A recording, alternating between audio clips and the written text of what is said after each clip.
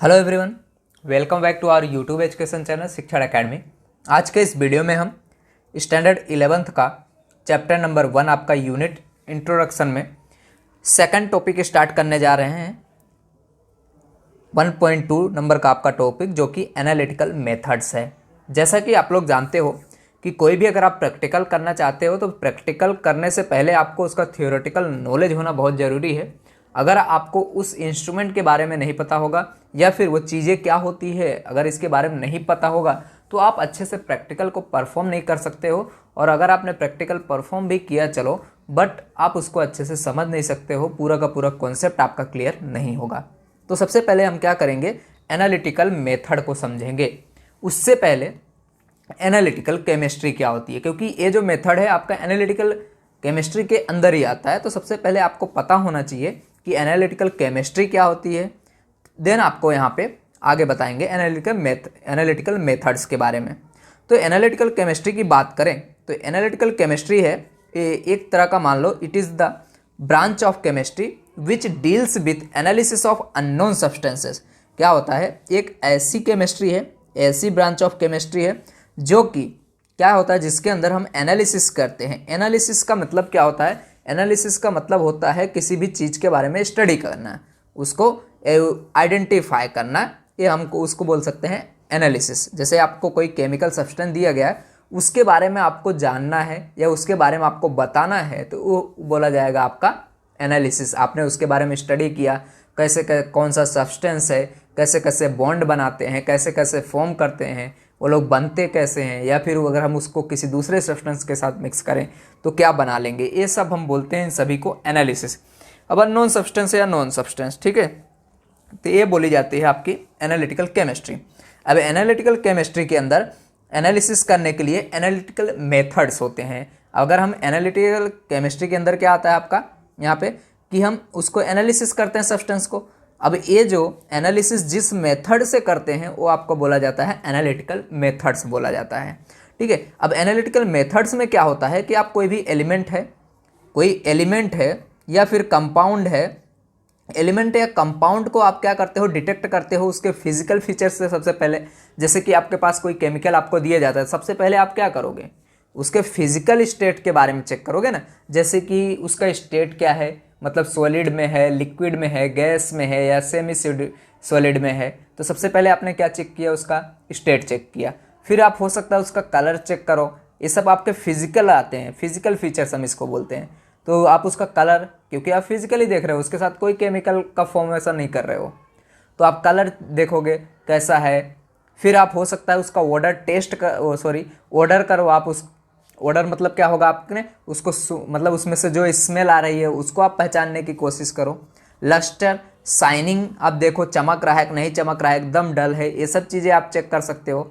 Melting point check कर सकते हो, उसका मेल्ट करके देख सकते हो। बॉइलिंग पॉइंट, सब्लिमेशन करके आप देख सकते हो, ठीक है, ये सब चीज़ें आप देख सकते हो। और मान लो अगर आप उसको फ्लेम में हीट करते हो तो कौन सा कलर इम्पार्ट होता है वो भी आप चेक कर सकते हो। उसकी हार्डनेस चेक कर सकते हो।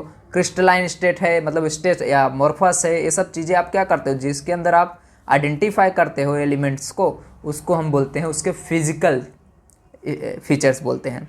अब ज़रूरी नहीं है कि क्या कर दो, मान लो कुछ ऐसे सब्सटेंस होते हैं जिसको आप ओनली क्या कर सकते हो, ओनली फिजिकल फीचर से आप आइडेंटिफाई नहीं कर सकते हो। बहुत सारे ऐसे एलिमेंट्स होते हैं जिनको आप सिर्फ और सिर्फ फिजिकल आइडेंटिफिकेशन से आप उसको आइडेंटिफाई नहीं कर सकते हो, बहुत ही मुश्किल होता है, उसकी फिजिकल प्रॉपर्टी से हम आइडेंटिफाई नहीं कर सकते। ऐसे केसेस में क्या होता है, हम केमिकल मेथड्स का यूज़ करते हैं। अलग अलग केमिकल मेथड्स होती हैं जिनका यूज़ करके आप ट्राई करते हो उस केमिकल सब्सटेंस को आइडेंटिफाई करने के लिए, कौन सा ये, ठीक है, या कंपाउंड को आप आइडेंटिफाई करने के लिए आप क्या करते हो, केमिकल मेथड का यूज़ करते हो। अब केमिकल मेथड में बहुत सारी मेथड हो सकती हैं, जैसे कि एग्जांपल ले, अगर अल्कली मेथड हुआ, एसिड्स के मेथड्स हुए, ऑक्सीडाइजिंग एजेंट्स का आप हेल्प लेके आइडेंटिफाई करना चाहो, रिड्यूसिंग एजेंट्स का, ऐसे बहुत सारे क्या होते हैं आइडेंटिफिकेशन टेस्ट होते हैं जो आप केमिकल टेस्टिंग में करते हो, ठीक है, ये चीज़ें होती है, ठीक है। अब ये जो एनालिटिकल मेथड्स होते हैं, अब इसके अंदर क्या होंगे, दो टाइप के होते हैं। एक तो क्वालिटेटिव एनालिसिस होता है, जो आप एनालिसिस करते हो, मतलब पहचानते हो, आइडेंटिफाई करते हो किसी भी सब्सटेंस को, अब वो भी दो तरह के होते हैं।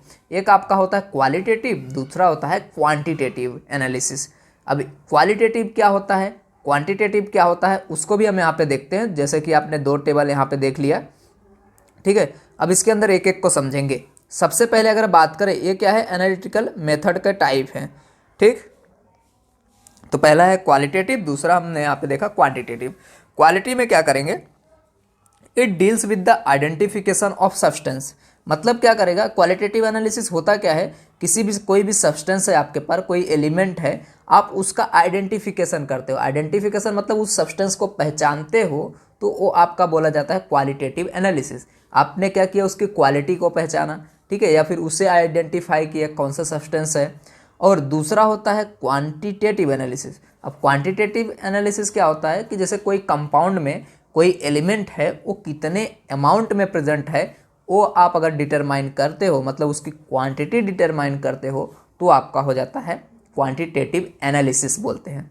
जैसे कि एज फॉर एग्जांपल हम यहाँ पे अगर ले, जैसे कि मैं बोलूँ बॉडी के अंदर क्या क्या प्रेजेंट है, जैसे कि ब्लड होते हैं, ये सब बहुत सारे सब्सटेंसेस हमारे बॉडी के अंदर प्रेजेंट होते हैं, एसिड्स होते हैं, ठीक है, HCl, तो उसको हम बोलेंगे आइडेंटिफिकेशन, ठीक है। आइडेंटिफिकेशन आपने किया तो आपका क्वालिटेटिव एनालिसिस हो गया, आपने आइडेंटिफाई कर लिए कौन कौन से सब्सटेंसेस, कौन कौन से एलिमेंट अंदर प्रेजेंट है।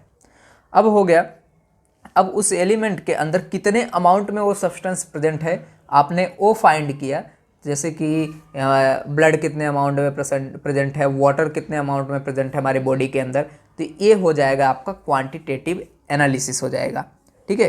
तो ये चीज़ें आपकी क्या होती है, क्वांटिटेटिव एनालिसिस होती है। तो आप इस तरह से क्या कर सकते हो, किसी भी एलिमेंट को, किसी भी सब्सटेंस को आप क्या कर सकते हो, उसके इन दो मेथड से आप क्या कर सकते हो, एनालिटिकल मेथड से आप उसको आइडेंटिफाई कर सकते हो।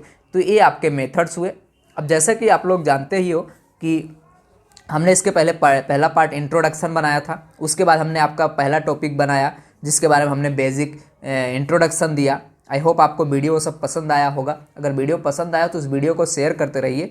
अभी हम यहाँ पे 1.2 आपके एनालिटिकल मेथड को समझा रहे थे। आई होप आपको एनालिटिकल मेथड्स के बारे में पता चला होगा क्या क्या चीज़ें होती हैं। अब इसके बाद का जो वीडियो आएगा उसमें मैं आपको बताऊँगा basic laboratory equipment and procedures क्या होते हैं, ठीक है। तो सबसे पहले आपको केमिस्ट्री के अंदर, केमिस्ट्री के प्रैक्टिकल को परफॉर्म करने से पहले अगर आपको इस इक्विपमेंट के बारे में पता चल जाए कि कौन कौन से इक्विपमेंट केमिस्ट्री के अंदर हम यूज़ करते हैं उसके प्रैक्टिकल के अंदर, या फिर उन केमिस्ट्री वाले जो इक्विपमेंट होते हैं, लेबोरेटरी इक्विपमेंट, उनका यूजेस क्या होता है, किस तरह से दिखते हैं वो, ठीक है, तो आपको क्या होगा, प्रैक्टिकल करने में और मज़ा आएगा। अगर आप किसी भी चीज़ को पहले से जानते रहेंगे तो उस चीज़ को आपको परफॉर्म करने में कुछ ज़्यादा ही आपको वहाँ पे इंटरेस्टिंग लगेगा। लेकिन अगर आपको बोल दिया जाए किसी भी चीज़ के बारे में आपको पता ना हो, डायरेक्ट आपको लेबोरेटरी में घुसा दिया जाए और बोलो प्रैक्टिकल करो, तो वो आपके लिए पॉसिबल भी नहीं होगा और उतना आपको इंटरेस्ट भी नहीं आएगा।